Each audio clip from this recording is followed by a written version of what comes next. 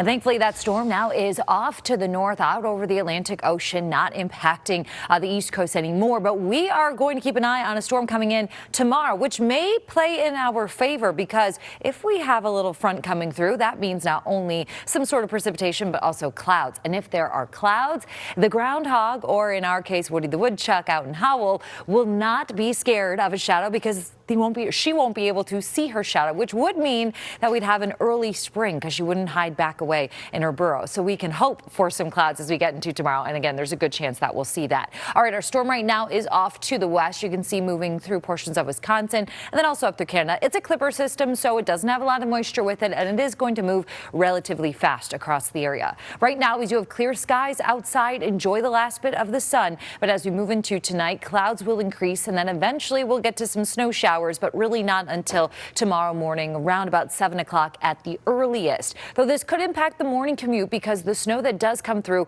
will be very light. It's just enough to create some slippery conditions, though, and reduce visibility. So be prepared for some slowdowns. It doesn't take much to, again, make it slower across the area. This is a look at about 10 o'clock. Very spotty snow showers overall, but we will keep them even as we move towards the lunch hour and then through the afternoon, even holding on to still a few more snow showers for the evening commute tomorrow. But as you can tell, not a lot of snow coming through. Overall, our accumulation will be up to an inch, with many of us, though, only picking up about a ½ inch of snow across the area. Temperatures tonight are going to be back into the single digits across the area. So despite having temperatures climb into the 20s today, a lot of us are going to be heading back below or close to zero as we get into tomorrow morning.